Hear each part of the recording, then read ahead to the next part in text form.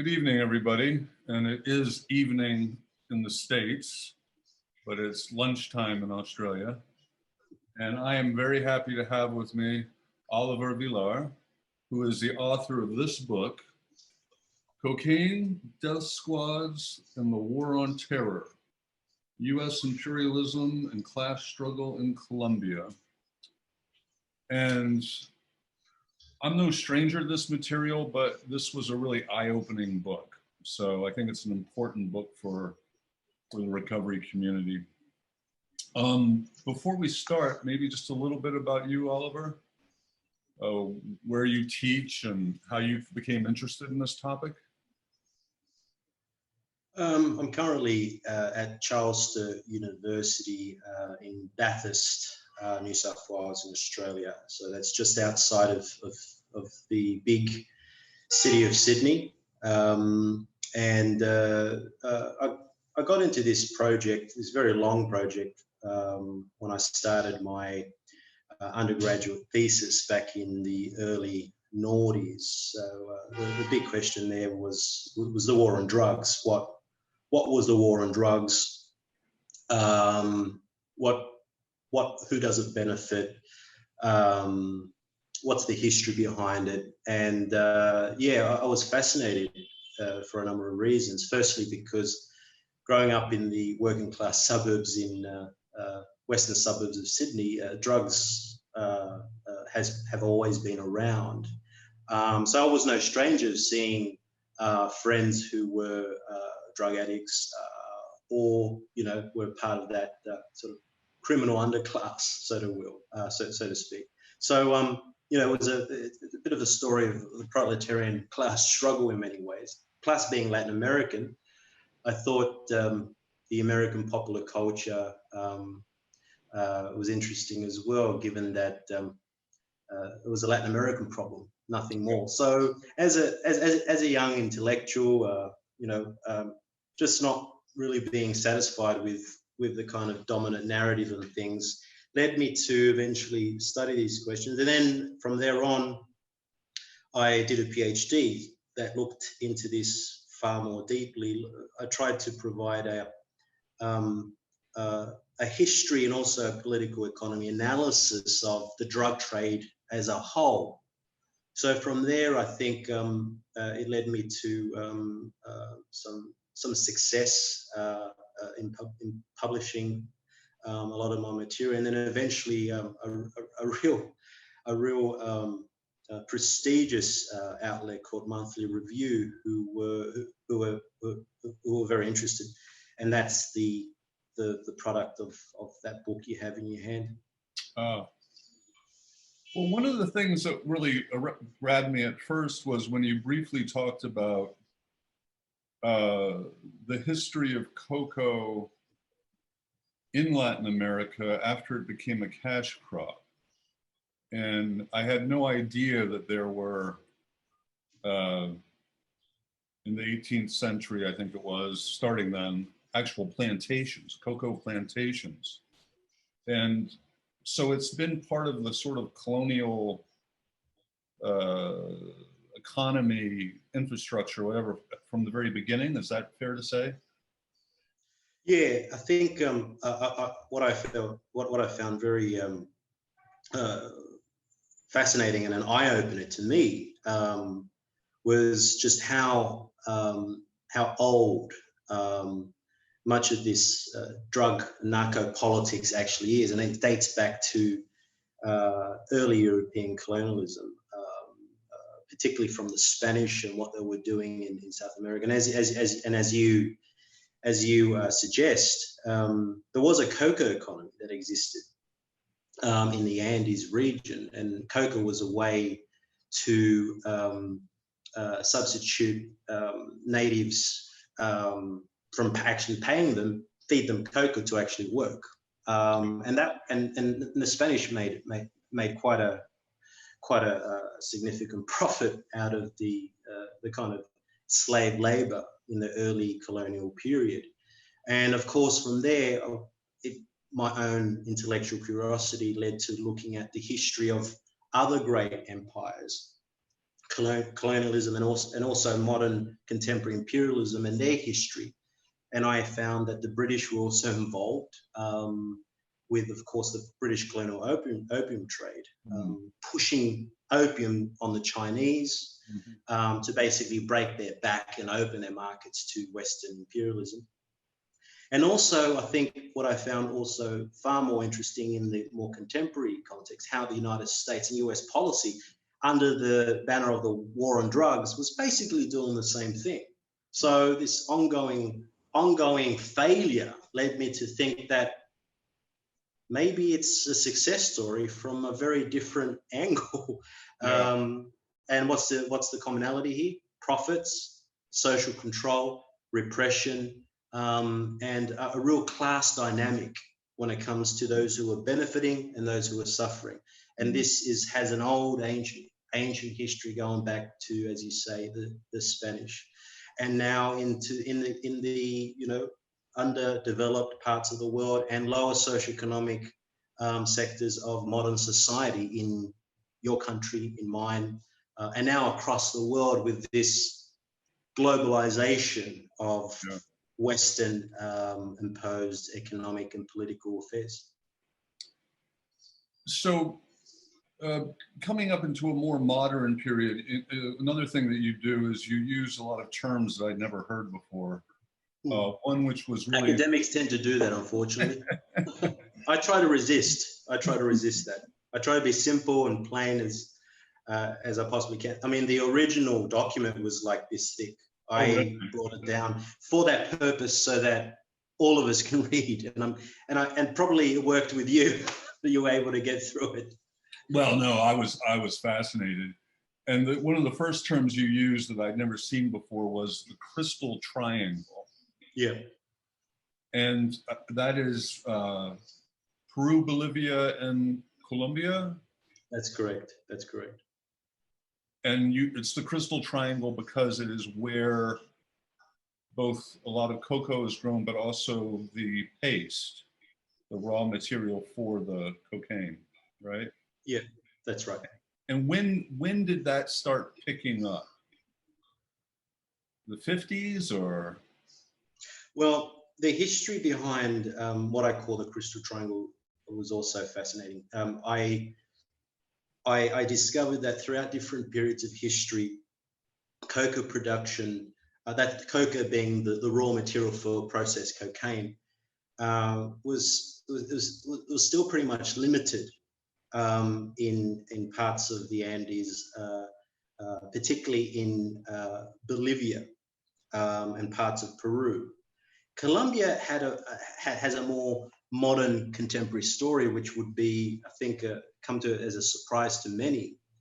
Cocaine as a trade started to flourish in the late 70s and 1980s under, of course, the cartels. All the popular culture will there's a Netflix series called Narcos. There's that American type Hollywood perspective, but it was they are right on one thing, at least, is that that's the period in which cocaine actually became a factor in Colombia. But historically, it was Bolivia and Peru. So that was interesting. The cartels, what they would do is, of course, have arrangements with cocoa producers in Bolivia. I document that in my book. And then the cartels would actually process it and distribute it to American markets and across the world. So for Colombia, it was still a relatively new thing, but it was the cartels that capitalized, became the new monopolist, if you will, in producing all of that. So I called that region of cocoa and cocaine production the Crystal Triangle. And from the 80s, Colombia becomes that epicenter of the Crystal Triangle.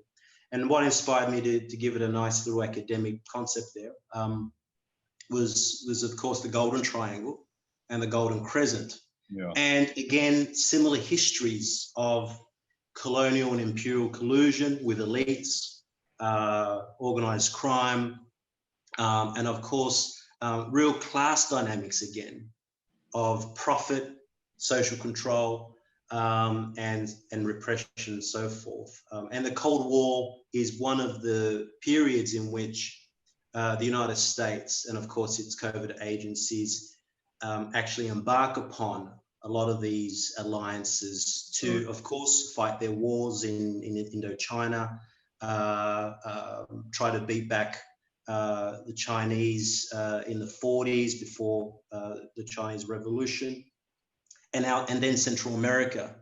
There's an episode in American political history called the Iran-Contra Scandal. The real story is that, of course, the United States was using drug money to fund the Contra War in Nicaragua against the Sandinista government. So there's different episodes and chapters where I follow these, of course, these operations and this collusion between empires and, of course, the drug trade.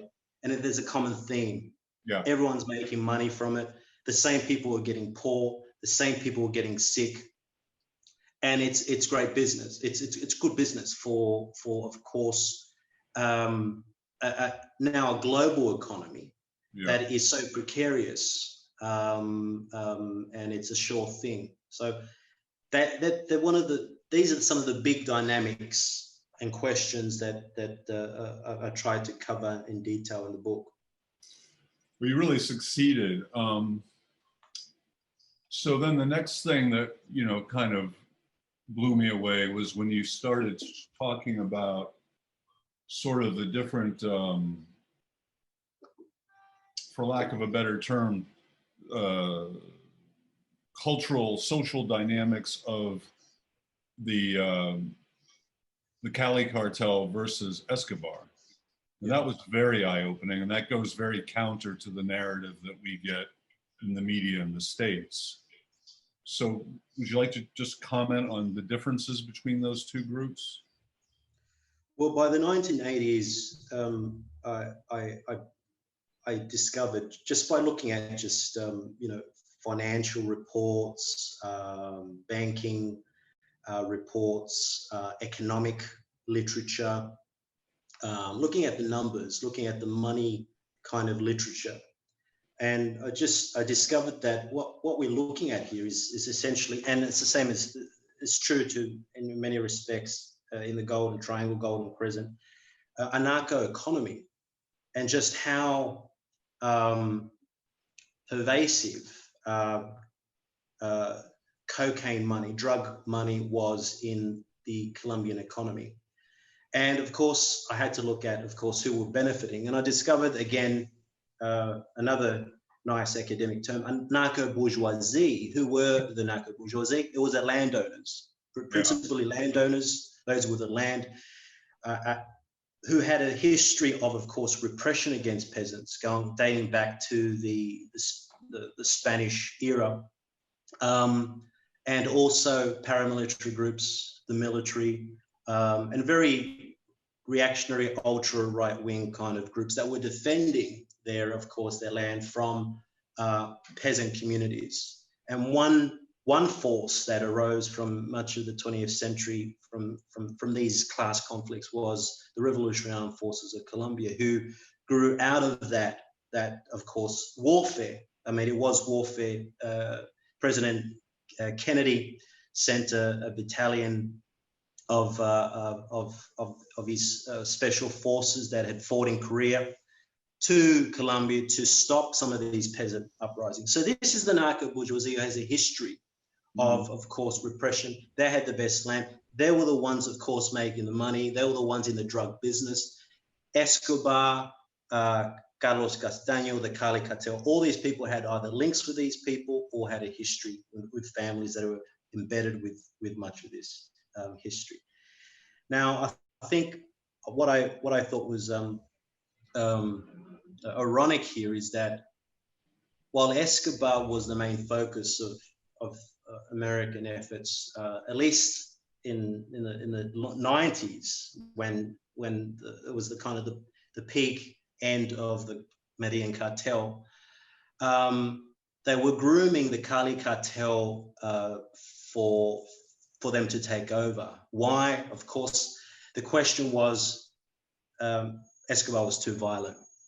In the end, they were going after him for because he illegally imported a rhinoceros and animals into Colombia. It wasn't for anything else. So you could see the kind of nonsense from the elite, the bourgeoisie, and the kind of politics they're in. They were really grooming it, and the way they did it was to use a special unit called MAS, which were death to kidnappers against Escobar. Carlos Castaño is born out of these efforts, along coinciding with the DEA and the CIA. Right. They build this network, and then eventually he builds the United Self-Defense group in Colombia, which became the umbrella paramilitary network from the 1990s. They get rid of Escobar. There's a big celebration. It's all in the popular culture and documentaries, TV series, popular culture, novels, etc. But the caricature takes over and actually gives it some level of respectability. So the narco economy moves on from being a very gritty, violent industry to something where there are new modes of distribution, production, business, which is money laundering, corporations, investments, and using a lot of that money into infrastructure projects. And that's the problem that the FARC represented, was that they were an obstacle to a lot of the operations that were trying to clear the land from the 1990s and early noughties for the kind of mineral exploration and exploitation that we see today. Yeah. Álvaro Uribe Vélez, the president of Colombia throughout that time, from the early noughties way up until 2010, is the one who's in charge of unleashing hell on these peasant communities. And so pretty much that's the backdrop, sort of the background of the story. It's a history of course, trying to clear the land from landless peasants and destroy any possibility of using coca for their subsistence. And again, in the context of neoliberal policies, they're forced to do that because, of course, trade agreements don't allow them to do anything else. They sell bananas, whatever. There's no cash in it for them. So just for our audiences, for clarity's sake, it's safe to say that Escobar was more a man of the streets. Yeah. And he bought a lot of the affection of some of the urban poor. The Cali cartel will ally itself more with the elites. And then after they take out Escobar, there's is it safe to say this, that the narco bourgeoisie will start expanding at that time to include people that are in the chemical business, transport business, security business, infrastructure development, and finally, just identify for the audience who FARC really, who they are. Yeah. I mean, they're resistance fighters, but who are they? Yeah. Well, the question about how the drug trade and the narco economy changed is precisely how you put it. It became institutionalized, and that's what I call another nice academic concept, the narco state, where, of course, you started to see, of course, the illegal economy now coinciding with the legal economy. You know, that's another fancy term that you see in economics textbooks and literature.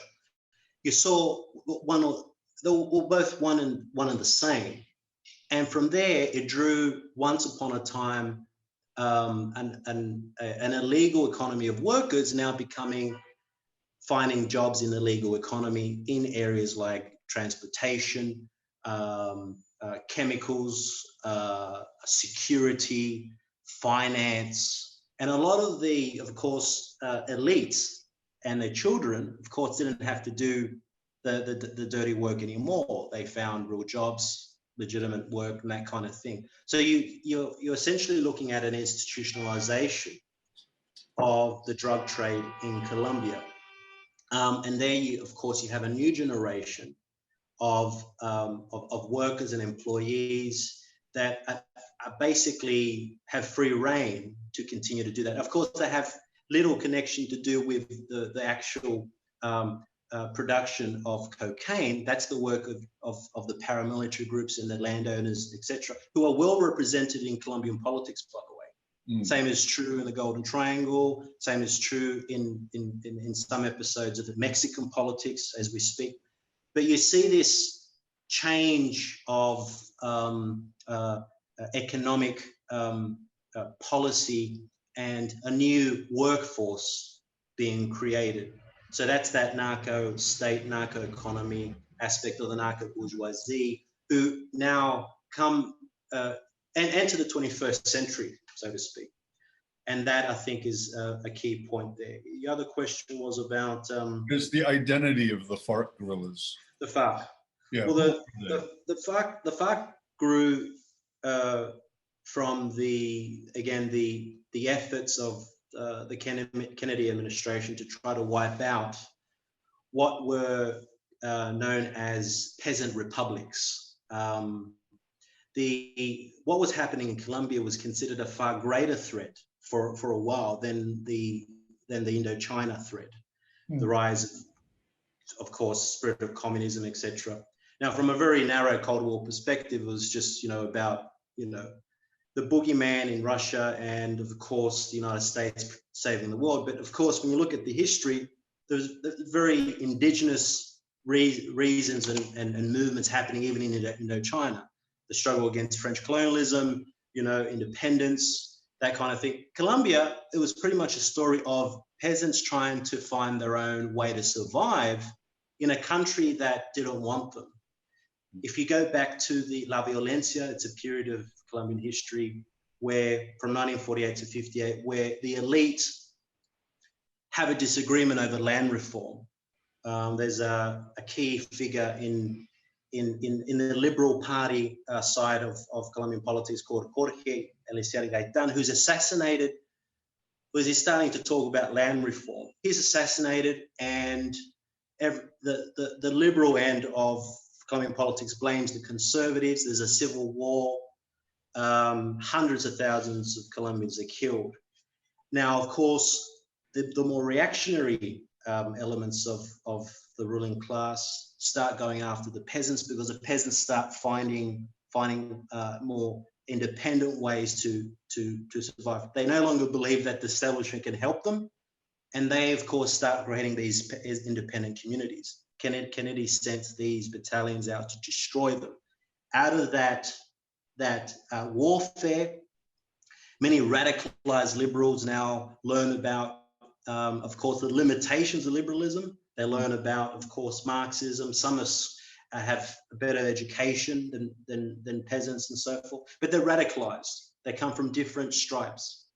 And Manuel Marulanda, a former liberal, a veteran of La Violencia and the Civil War, forms some self-defense groups there to defend these peasant communities. And then from there, you have this nucleus that becomes the FARC, and in 1964 is officially recognized in the Socialist Bloc.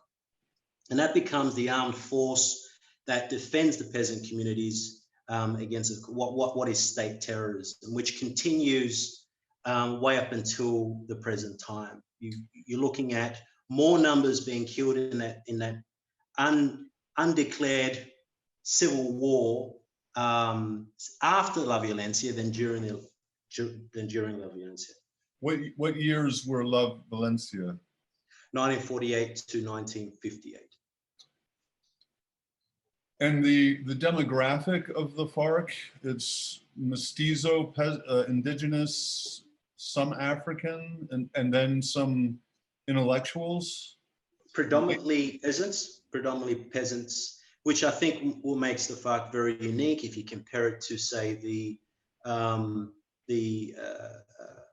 liberation organizations of the 80s, for example, in Central America, which were drawn from classrooms or the church. The FARC came from the actual peasant class, the poorest of the poorest. And of course, its main leader, the face of the FARC in 1964, Manuel Marulanda, were one of those peasants. So that's what made it a very dangerous ideological and political force up until this very day, because it was hard to bribe them. It was hard to get them back into electoral politics, which they tried, by the way. In the 80s, they put together La Unión Patriótica, the Patriotic Union, which was if you will, kind of a coalition of left-wing forces that were trying to put pressure on the government to accept some of these peasant demands, which included unions and so forth. That whole movement was disseminated. Up to 5,000 activists, leaders, rank and file members were killed. So, of course, the lesson was, let's not try that again. So in a way, you've got two Colombias, one where you have the insurgents, the FARC, and also the ELN, which are drawn more from that middle class, classroom, church background, also working to try to transform Colombian society. But you've got two Colombias basically separated from a very effective counterinsurgency campaign funded by Washington since Kennedy up until the present day, which of course creates this separation between the official Colombia, as Gaitan put it, who the politician that was a liberal politician that was assassinated in 1948, and the real Colombia, the masses. So there's a real, of course, separation between the masses of people who are impoverished, landless, and of course the tourist sites that, of course, Westerners see and enjoy. And in the States, we got a narrative when Bush and Clinton inaugurated Plan Colombia. Yes. We got a narrative that the FARC were funding their efforts through the sale of cocaine, and that they were actually the drug dealers that needed to be targeted. And yet, in reality, very little of their revenue actually came from cocaine, or cocoa, I should say. Is that right? Yeah, that's correct. From the 80s onwards, if I could go further a little bit back, under the Reagan-Bush administration, they started using the term narco-terrorism, first to attack Escobar, and also to attack the Sandinistas in Nicaragua. And the basic narco-terrorist sort of assumption there, the theory was that there was a link between Escobar, left-wing groups, the Sandinistas, and the Soviet Union. So, of course, that was outrageous. That goes beyond conspiracy theories. But it worked in the circles of power in Washington to, of course, fund what became Plan Colombia, which was a multi-billion-dollar counterinsurgency effort to destroy the FARC. But of course, in the background, what we have to ask, what was Plan Colombia for? If we think of the period in which Uribe came into power, what did he do? There was capital-intensive infrastructure invested into Colombia. But what the obstacle of that, of course, was the insurgent groups. So Plan Colombia was a way to fund the war against the FARC, but also clear the land for this capital-intensive infrastructure projects. So we're looking at minerals, we're looking at oil. Colombia is very rich in oil. We hear about Venezuela, but Colombia is very rich in oil as well. But as I look in the book, cocaine is also a commodity. They were, of course, enriching themselves using that land as well to expand the coca production areas in Colombia, to the point that now it's regionalized in other parts of South America. And if we see it from a global perspective, now the trade routes and distribution networks have gone beyond the United States, but now globally. And the Mexicans have played a key role in the distribution aspect of that. Uribe's biography is fascinating. As more information comes out, because he's faced a lot of course, legal challenges to his past, war crimes, human rights abuses, and so forth. More information is coming out just how connected the Colombians have been with the Mexican families, and that's unraveling and it's coming out. So I think if we think of this in the backdrop, we're seeing a narco-bourgeoisie that's helping to push for these infrastructure projects in Colombia, and it's American money that's allowing it to do it. And yet, as you point out really beautifully towards the latter part of the book, most of the money that is made through the production and sale of cocaine in Colombia really winds up on Wall Street. The narco-bourgeoisie are probably very wealthy, but they're really just minions for the real money at Wall Street. Yeah, precisely. If you think of it, if we go back to theory, if you think of a business elite, a comprador class, that's essentially what the narco-bourgeoisie are. They're, of course, executing the wishes of Washington, pretty much like what we've seen in Afghanistan with the reintroduction and flourishing of poppies after the US intervention there. You have the same networks and groups making money, but the money, of course, is ending up where? It's in the United States. It's in the financial sector. And now there's a whole amount of literature. I mean, if you look at the final end of the numbers game, there's a massive amount of evidence to suggest that no one asks any questions. If we look at the banks, the financial sector, and so forth, right? And it's big. But what they call money laundering is huge. But where is that money laundering drawn from? It's the drug trade. So it's at the demand side, which is, of course, stimulating the drug war and offering the incentive for the military-industrial complex and the war on drugs, and then the war on terror for this madness to continue. So my conclusion, and it's an empirical one, is that it's been by design, not by failure, that this continues to hurt people, but yet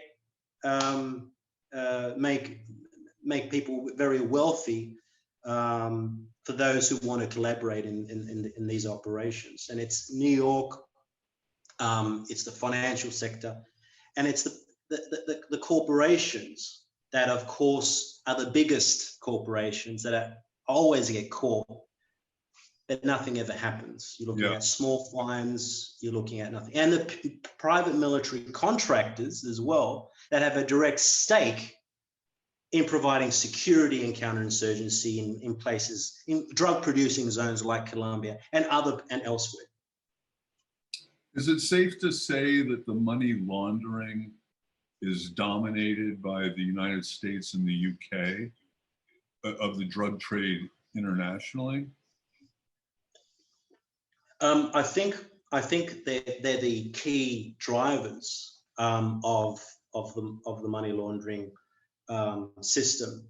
But I think since the 90s, we've seen a globalization, if you will, of money laundering efforts in Western Europe as well. And now, since the fall of the Soviet Union, Eastern Europe as well. and even today in modern China, where capitalism, of course, has taken hold, and everyone's in on it. But again, it's a pro-Western, pro-US policy, and this is where, when we look at the history of the COVID operations and agencies, they're the ones directing the policy. And the biggest sin that the Medellin cartel under Escobar committed was he didn't want to answer to anybody. He was from the street, and of course he wanted to give back a little bit to his people, and that's why he was known as a Robin Hood. Yeah. So from time to time, you get these Robin Hood characters coming in and out, and of course that gives a sense of desperation to the people who need the help the most. And for the United States, they become an enemy as well. One of the things that you mentioned there briefly that I thought was fascinating was how Escobar's men actually took out a lot of prominent drug dealers in Florida that were actually old Cuban nationals. And he got the enduring enmity of our State Department, because those folks were effectively CIA assets. That was, that seemed very brazen to me as an American, you know, that he's just going to come up here and take out those guys. Yeah, look, in the 80s, particularly in areas like Miami, Florida, there's a whole kind of legendary, notorious imagery that's involved. You know, you had TV shows like Miami Vice that became popular, Scarface. You know, the 80s was this time of mystery that cocaine was flourishing everywhere in places like Miami. People were getting rich. No one knew where it was coming from. But when it comes to Miami, Florida, who were the rivals to the Colombian cartels? It was the Miami Cubans who had fled Cuba after the revolution, and of course were still involved in criminal organizations who wanted their share of that cocaine distribution networks. Escobar wouldn't have it. I mean, this guy was notorious. He cleaned them out, and from that was one of the reasons why Escobar increasingly became an opponent rather than an asset as in earlier stages of the United States. But he had a lifelong enmity to the United States, didn't he? Well, at the beginning, the origins and the organization of the drug networking was all coordinated by the intelligence agencies. Mm-hmm. We go back even to 1980, the infamous cocaine coup in Bolivia, mm-hmm. that put in arguably one of the first narco states in South America. In Bolivia, we had military generals and also drug traffickers running the government. Escobar comes after that. So there's a whole history of collaboration with intelligence networks. Peter Dale Scott has written extensively on this. There's literature there, but no one puts it together. What I had to do, of course, is make some sense of it and give it some political and economic explanation. Yeah. And going back to the Cubans, the Cubans had played a key role in trying to overthrow Castro. Yeah. So they became natural allies of the CIA to fight Escobar. So as time goes on, Escobar is making all these enemies because he sees himself as the center, the king of cocaine. So that's in many ways his downfall. He doesn't play the game like what you see from here on, where names are actually collaborating or actually limiting their power over the drug trade. And so then, as your narrative goes on, and there's no more Escobar, and eventually there's no more Cali cartel, and the whole narco state becomes much more streamlined and institutionalized, and you can even see the effects of privatization within the drug trade. And one of the things that you mentioned that I thought was really striking is you said that as CIA personnel got replaced by military contractors, that gave another layer of secrecy because they're protected by corporate privacy. And so it makes it seem like that it just gets more sophisticated and more institutionalized. Yeah. And so you have a lot of American military personnel who do their time, and then they see big money working for these private security, and they're coming out of these war theaters in Iraq and Afghanistan, and many of them probably know the game already, I would imagine. Yeah, one thing I noticed in the literature was particularly in the areas of just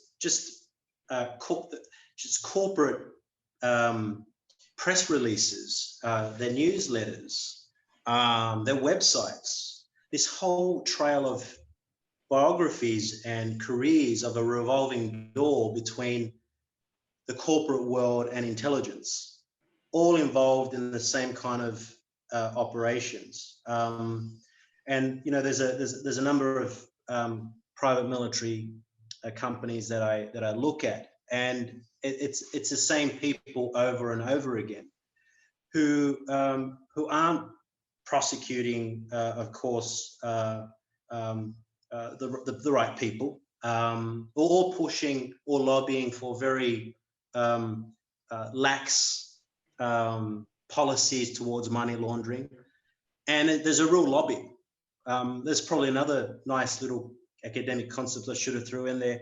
There's a real narco lobby in the United States. And again, it's a whole history that goes back to the Cold War, to the present period where this continues. And it's really now the institutionalization of the drug trade is now within the finance sector and the corporate sector. And if you just follow recent American politics, it's you know, it's always Wall Street. The road to Washington is through Wall Street. Yeah. Well, I mean, it's to the point now in my work where I routinely tell, in fact, it's one of the first things I tell my clients, is they're worth more sick than well. Yeah. You know, whether that's prison, treatment, pharma, that they are actually as much a commodity as the cocaine and heroin itself. Precisely. Yeah. That's my political economy analysis right there. That's the guts of it. If you want to, we can apply this to COVID. We can apply that to cigarettes, drugs. It's a central feature of capitalism, and that it's profitable for people to be sick. Yeah. Well, what's interesting is, you know, I've done quite a bit of research on, you know, I'm acquainted. I interviewed Doug Valentine one time, and so I became, he's good, wonderful guy. It's really interesting how the drug trade is almost always alive, 99% of the time, to elements on the right. So organized crime is always in bed with right-wing governments, right-wing forces, and how so much of the drug trade from World War II to the fall of the Iron Curtain was hiding behind the cloak of anti-communism. You know, the World Anti-Communist League, and Fidel Castro is going to spread it everywhere through South America. And now that's gone. And so we don't have that cover. Do you feel that anything has replaced the left as the cover? Well, if you think of the reason why they had essentially fascist organizations that were overtly fascist, is because there was resistance Now, I think one of the great tragedies since the end of the Cold War, is that there's little need for openly self-described fascist groups. Now you've got, of course, neoliberal policies as the center of politics throughout much of the Western world, throughout all the world, if not. That's one of the reasons why I think you saw these very extraordinary kind of alliances between outright extreme right-wing groups in the Cold War with Western policymakers. You know, I talk about the role of Argentina as one central headquarter in many of the operations before the Americans take over after the Falklands War. There's a whole history of that. But now we see, of course, a very open field where global imperialism can now pretty much do whatever it likes. And that's one of the explanations why I think the drug trade is so rampant than ever before, and so easily accessible when we think of drug accessibility and availability. It's because there's that lack of resistance in a global level. Of course, I can't generalize here. There's amazing things happening on local levels, but we don't have that systematic global organization anymore that is resisting that. Russia and China now, of course, are now part of the global system of capitalist rivalry and imperialism, as I would call it. So I think that's one of the reasons why Washington's struggling to find a replacement for the old boogeyman, whether terrorism was one, but now it's increasingly China or Putin and so forth. So how do we draw that link from an imperial perspective? If you're a policymaker, how do you relive this narco-terrorist idea? Well, so long as the FARC exists, you can still talk about it. But on a global level, it's becoming increasingly difficult for US intervention in parts like Afghanistan, where they've lost the war, which I think is a good example in response to your question. Well, so forgive me for not knowing my South American history. I'm a good American in that respect. So a few years ago, there was the ceasefire between the FARC and the Colombian government, right? What was that like? Yeah, that's correct. In 2016. And what's happened? Well, I think as expected, and I was hoping to be wrong, between at the time where Juan Manuel Santos, who took over from Álvaro Vélez in 2010, there was a big push to try to find a peace agreement between the FARC and the Colombian government. Much of that work actually wasn't coming from the Colombian government, but in fact from Cuba and Venezuela and the Pink Tide, trying to force the FARC to do what they were trying to do in Venezuela and other parts of South America. Now, of course, the problem with that is that in Colombia, there's a long history of state terrorism. As we know, it's very difficult to build democratic institutions there. So that naturally, as expected, failed. What we saw after the peace agreement was signed in 2016, an explosion of the cocaine trade, and also ongoing killings against social leaders, social movement leaders, peasant groups, trade union groups, and members of the FARC who disarmed. So that in many ways actually backfired and actually strengthened the arm of the narco bourgeoisie. And Uribe was all behind that. The new guy, President Duque, basically from the very start said, you know, I'm not going to honor any of these peace agreements. So in a way, it was a huge mistake. Now, of course, not all FARC groups have had disarmed, and now so we're seeing a new stage of Colombian history where we're seeing a new transforming aspect of the struggle. And Trump had a lot to do with that. He basically emboldened the hard right, who were back in, at least in the Clinton and Obama years, had to deal with, of course, the politics of human rights and so forth. Trump basically let them loose. So that emboldened the whole thing. And that's actually, in a way, radicalized some of the demobilized FARC groups to rearm. And so this is the latest stage of the class conflict in Colombia, is that what's old is new again. And is there presently violence? Sorry? Is there violence now? Between yes. There's a continuing operation of assassinating left-wing leaders and social members and demobilized FARC guerrillas. And so what's the answer there? Many of them find, well, if the peace agreement has failed, and it is what it is, we have to keep fighting. Do the FARC or the remnants of the FARC enjoy the support of any other communities outside of Colombia? Well, I think that's an interesting question, because the narrative in the West is, of course, in the English-speaking world and the European community, is that the FARC is an isolated group. But if we actually look at the actual history and power and influence of the FARC, it's like the ELN.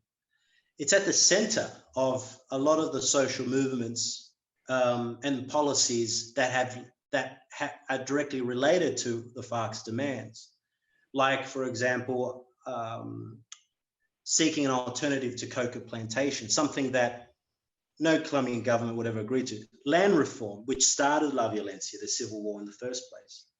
These are the demands that, of course, the broad social movements are continuing to ask and are being punished for with bullets, including journalists. In the more recent developments in Colombia, there's been massive protests in Colombia. People are being killed, imprisoned, and so forth, which is hardly mentioned in the Western press. So the FARC has obvious links with of course social movements, but it's very dangerous in Colombia to make those links. So that's why it's a clandestine a movement. It has to be for the protection of individuals. But to say that the people involved in these social protests don't understand it and only look at it from the same Western narrative would be very naive. Yeah. Just a couple more questions. This has been really illuminating. So liberation theology, at least some spokespeople for it say it actually started in Medellin. Is that been a force of resistance in these drug wars, or did it get stronger in part because of the excesses of the drug wars? Has it had any real influence beyond kind of an intellectual thing? Well, yeah, definitely.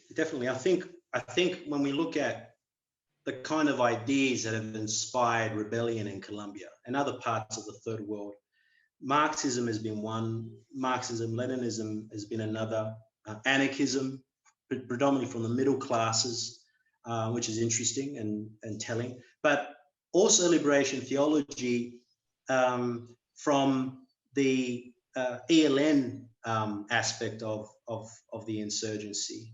Camilo Torres, the famous liberation theologist who was an ELN fighter,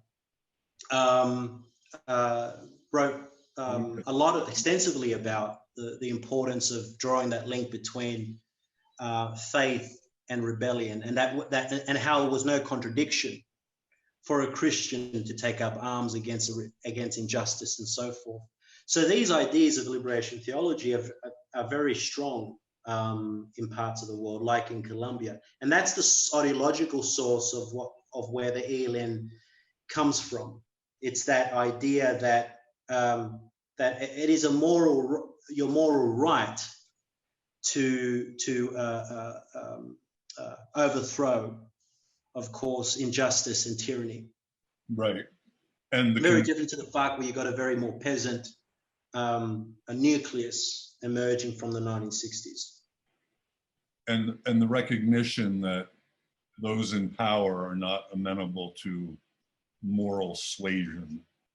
Yeah, yeah. This has been fantastic. Much appreciated. I think this is going to be a left field question, but for an audience of Americans who are struggling with drug addiction, what out of your work do you think they should know? What have you learned that you think a drug addict should understand about the political economy of drugs? I think Gabor Mate, if you probably heard of, I'm sure you have, I think says it beautifully, that we have to understand the trauma of course, what it is to be a drug addict. That's the first stage. The second stage is know your history, and the history is that you're actually a victim. You're not the problem, and you have to, and that's an opportunity to get political, and that you can make a big difference. If we think of what we can learn from all of this, from this history of this link between imperialism and the drug trade, what has been the dominant approach? It's treatment, it's criminalization, it's after the fact. Now, prevention is better than cure. There's been little to any movement in that area. I think that's one aspect where I think needs to be fought, and there's so much evidence that supports that prevention is better than cure. In fact, it's far more cost effective. There's been studies done on that. Professional criminologists and other experts have known that. So I think these are the things. Know your history. You're the victim, and that we need to fight for these policies for prevention, because otherwise, what is the inevitable consequence here? It's the prison industrial complex in the United States, the largest penal colony on earth. Will be happy for things to continue as normal. The military industrial complex will happy to continue the war on drugs around the world, creating a new generation of drug addicts and victims of US policies. These are the things I think we need to narrow the target and broaden the base. Realize that intellectuals,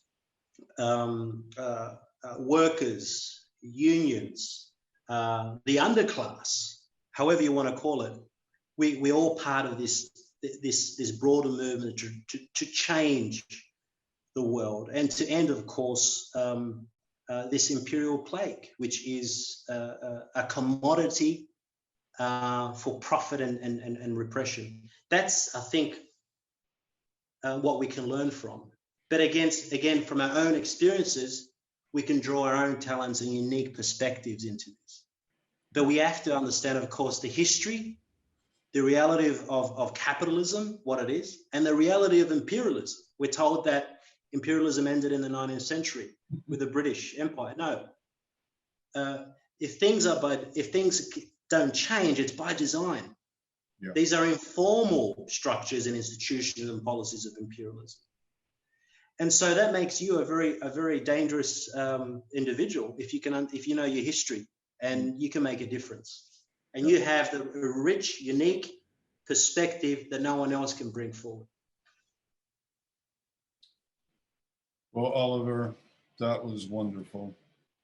So if anyone wants to follow you or your work, is there any way we can find you? Yeah, I have a poor man's homepage. You can find me at just if you Google Oliver Villar CSU. I have a homepage, so all my work is there, media, interviews, etc. This one will go there too. That's one of the ways in which you can do it, or you can email me. All right. Well, thank you very much. It's been a pleasure. Thank you so much. It's an honor to be here.